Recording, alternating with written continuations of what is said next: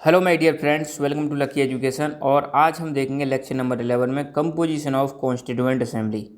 Constituent assembly के composition के बारे में देखेंगे, कहाँ कहाँ से कितने कितने मेंबर थे, किस किस कम्युनिटी से थे, ठीक है, कौन सी पॉलिटिकल पार्टी कॉन्स्टिट्यूएंट असेंबली में डोमिनेट करती थी।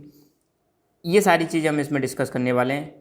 ऑल्दो इसके बारे में सारी जानकारी में स्टार्टिंग के जो लेक्चर हैं उसमें मैं समझा चुका हूँ, बहुत डिटेल में मैंने समझाया था कि हमारा कॉन्स्टिट्यूशन कैसे कैसे बना था। तो वो वीडियो इससे ज़्यादा अच्छी है, ठीक है। अब बुक में जो दे रखा है वो चीज़ मैं यहाँ पे कवर कराने की कोशिश करूँगा, ठीक है। एक चीज़ भी आपको पता होनी चाहिए कि आपको पता होगा 1947 में हमारा जो देश था भारत, वो दो भागों में डिवाइड हो जाता है, इंडिया और पाकिस्तान, ठीक है।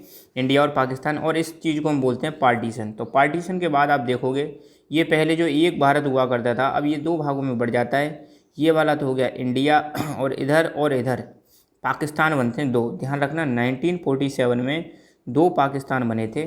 ये वाले पाकिस्तान को हम बोलते थे वेस्ट पाकिस्तान, और ये जो आज की डेट में बांग्लादेश है इसको हम बोलते थे ईस्ट पाकिस्तान। और यही ईस्ट पाकिस्तान 1971 में बन जाता है बांग्लादेश। आप सबको पता होगा 1971 में भारत और पाकिस्तान के बीच में लड़ाई हुई थी, इंडिया और पाकिस्तान के बीच में लड़ाई हुई थी, जिसके फलस्वरूप ईस्ट पाकिस्तान जो है किस में बदल जाता है, बांग्लादेश में, जिसमें पाकिस्तान की बहुत बुरी हार होती है, ठीक है। तो ये चीज़ आपको बिल्कुल क्लियरली पता होनी चाहिए कि कितने पाकिस्तान बने थे, दो। इधर वाला था ईस्ट पाकिस्तान और इधर वाला था वेस्ट पाकिस्तान। तो ईस्ट पाकिस्तान 1971 में क्या बन जाता है, बांग्लादेश बन जाता है, ठीक है, ओके। और पार्टीशन का दौर आपने देखा ही होगा, गदर मूवी आपने देखी होगी, क्या हालत हुई थी। बहुत सारे लोग पाकिस्तान से हिंदुस्तान में आए थे, हिंदुस्तान से पाकिस्तान में गए थे, बहुत सारे लोग मारे गए थे, लाखों की संख्या में रिफ्यूजी इंडिया में आए थे। तो बहुत बुरा दौर था ये। खैर, अब आते हैं हम अपनी कॉन्स्टिट्यूएंट असेंबली के कंपोजिशन पर। जो बुक में दे रखा है वो सारी चीज़ें मैं आपको बताऊँगा। देखो, 3 जून 1947 को एक प्लान आया था जिसका नाम था माउंट बेटन प्लान। क्या था, माउंट बेटन प्लान। तो माउंट बेटन जो थे हमारे वाइसराय थे, लास्ट वाइसराय थे, ठीक है। तो और उस वाइसराय ने क्या किया, यहाँ पर एक प्लान दिया जिसके तहत पावर को ट्रांसफ़र किया जाएगा अंग्रेज़ों से किसके हाथ में, भारतीयों के हाथ में।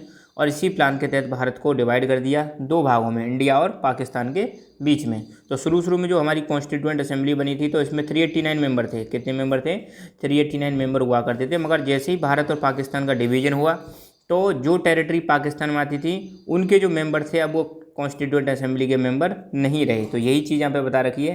As a consequence of partition under plan of 3 June 1947 those members who were elected from territories which fell under Pakistan cease to be a member of constituent assembly. मतलब ध्यान देना, 3 जून को जो प्लान आया था, मैंने बताया था इसका नाम क्या था, माउंट बेटन प्लान, जिसके तहत भारत का क्या कर दिया गया था, पार्टीशन, और दो देश बनेंगे इस प्लान के तहत, इंडिया और पाकिस्तान। तो पाकिस्तान की टेरिटरी में जो मेंबर आते थे कॉन्स्टिट्यूएंट असेंबली के, अब वो कॉन्स्टिट्यूएंट असेंबली के मेंबर नहीं रहते हैं। तो कुल मिला के कहने की बात यह है कि शुरू में ओरिजिनली कॉन्स्टिट्यूएंट असेंबली में कितने मेंबर थे, 389 मेंबर थे। अब घटकर कितने रह जाते हैं, 299 रह जाते हैं। कितने रह जाते हैं, 299 रह जाते हैं। बाकी मेंबर कहाँ चले गए, पाकिस्तान की टेरिटरी में आ गए। तो वो अब हमारी कॉन्स्टिट्यूएंट असेंबली के मेंबर नहीं रहते हैं। 2-3 डेट ये मैं पहले भी बता चुका हूँ, आप सबको पता होगा कि हमारा जो कॉन्स्टिट्यूशन था उसको अडॉप्ट किया गया था 26 नवंबर 1949। कब अडॉप्ट किया गया था, 26 नवंबर 1949 को अडॉप्ट किया गया था। इसीलिए 26 नवंबर को हम क्या मनाते हैं, कॉन्स्टिट्यूशनल डे के नाम से सेलिब्रेट करते हैं। आप सब लोगों को पता है कि हमारे कॉन्स्टिट्यूशन को बनने में कितना वक्त लगा था, 2 ईयर 11 मंथ्स एंड 18 डेज, इतना टाइम हमारे कॉन्स्टिट्यूशन को बनने में लगा था। किसने बनाया था हमारा कॉन्स्टिट्यूशन, हमारा कॉन्स्टिट्यूशन बनाया था कॉन्स्टिट्यूएंट असेंबली। कॉन्स्टिट्यूएंट असेंबली किस प्लान के तहत बनाई गई थी, कैबिनेट मिशन प्लान। कौन सा प्लान, कैबिनेट मिशन प्लान। आपको क्वेश्चन एक कमेंट करके बताना है कि when cabinet mission arrived in India, cabinet mission India में कब आया था ये बताना है, ठीक है। तो 26 नवंबर वो डेट है जब हमारा संविधान बन के रेडी हो गया था। अच्छा, 24 जनवरी 1950 की बात है। तो उस समय 284 मेंबर्स प्रेजेंट थे। ध्यान देना, 284 members present on 24 January 1950 appended their signature to the constitution as finally passed. Constitution को जब फाइनली पास किया गया था 24 जनवरी 1950 को, तो इस समय जो सिग्नेचर करने वाले लोगों की संख्या कितनी थी, 284। और ये 284 कौन थे, ये थे कॉन्स्टिट्यूएंट असेंबली के मेंबर्स। किसके मेंबर्स थे, कॉन्स्टिट्यूएंट असेंबली के मेंबर्स। फाइनली वो दिन आ गया जिस दिन हमने अपने संविधान को पूरे देश में क्या कर दिया, लागू कर दिया। केम इन फोर्स का मतलब है लागू करना, इम्प्लीमेंट करना। और कब हमने लागू किया, 26 जनवरी को हमने क्या किया, अब संविधान को लागू कर दिया। इसीलिए हम हर साल 26 जनवरी को क्या सेलिब्रेट करते हैं, रिपब्लिक डे। तो रिपब्लिक डे का 26 जनवरी क्यों सेलिब्रेट करते हैं, क्योंकि 26 जनवरी के दिन हमारा जो कॉन्स्टिट्यूशन है वो देश में लागू हुआ था, इसलिए हर साल हम रिपब्लिक डे सेलिब्रेट करते हैं। The Constitution was committed to a new conception of citizenship where not only would minorities be secure but religious identity would have no bearing on citizenship right। तो देखो यहाँ पे सिटीजनशिप का नया एक फंडा सेट किया गया था।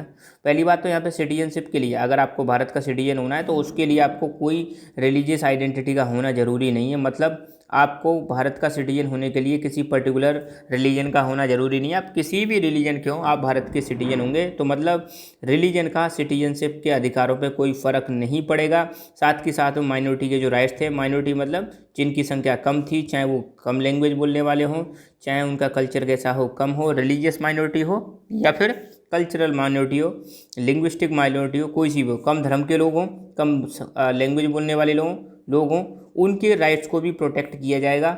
और रिलीजियस माइनॉरिटी के लिए तो आपको पता होगा एक फंडामेंटल राइट दिया था, कौन सा, कल्चरल एंड एजुकेशनल राइट्स। तो ये किसके लिए था, कल्चरल एंड एजुकेशनल राइट्स, ये था रिलीजियस एंड लिंग्विस्टिक माइनॉरिटी के लिए। तो मतलब कहने का ये है, जब हमारा संविधान बना था तो इसमें यही कोशिश की गई थी कि हमारे भारत देश में सिटीजनशिप होने के लिए किसी भी कम्युनिटी का, किसी भी कास्ट का, किसी भी रिलीजन का होना ज़रूरी नहीं है। आप किसी भी रिलीजन के हो, कोई फ़र्क नहीं पड़ता। ये चीज़ हमने डाली। तो आप कह सकते हो इंडिया हमारा कैसा देश, हमने कैसा रास्ता चुना, सेकुलर वाला रास्ता चुना। सेकुलर कंट्री वो देश होता है जहाँ पर किसी पर्टिकुलर धर्म को बहुत ज़्यादा नहीं दिया जाता है, प्रेफरेंस नहीं दिया जाता है। साथ के साथ में सभी धर्मों को इक्वली ट्रीट किया जाता है।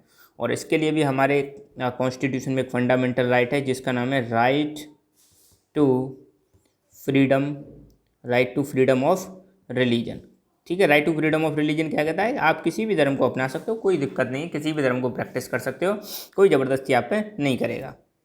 Although the members of assembly were not elected by universal suffrage, there was a serious attempt to make the assembly a representative body. तो देखो यहाँ पे ये बात कही जा रही है कि हालांकि हमारी जो असेंबली चुनी गई थी वो यूनिवर्सल सफरेज के द्वारा नहीं चुनी गई थी। यूनिवर्सल सफरेज का मतलब है जैसे आज की डेट में जो भी लोग 18 साल के हैं उनको वोट देने का अधिकार है।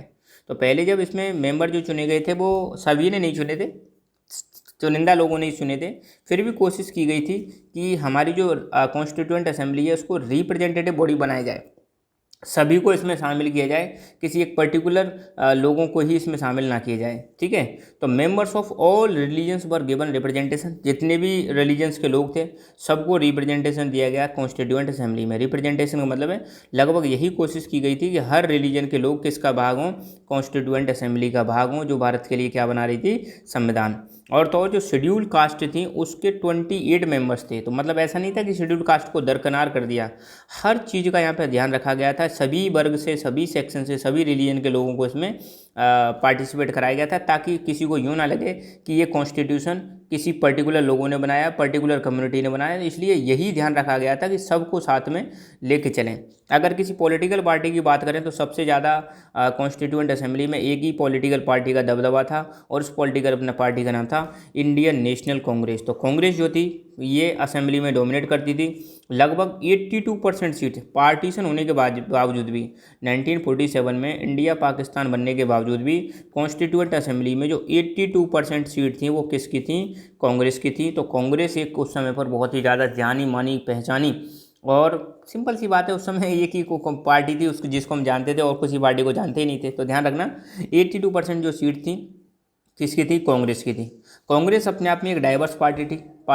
डाइवर्स पार्टी का मतलब है इसमें हर विचारधारा के लोग थे, लेफ्ट वाले, राइट वाले, सेंटर वाले, ठीक है, हर प्रकार की विचारधारा वाले लोग थे। कांग्रेस में बहुत सारे लोगों को जगह दे रखी थी, हर रिलीजन के लोग, हर कम्युनिटी के लोग, हर क्षेत्र के लोग किससे जुड़े हुए थे, कांग्रेस से जुड़े हुए थे। तो इसलिए कांग्रेस कैसी पार्टी थी, डाइवर्स पार्टी थी।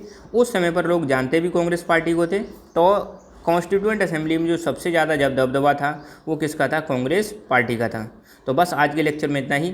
Thank you so much, keep learning, keep enjoying and god bless you all.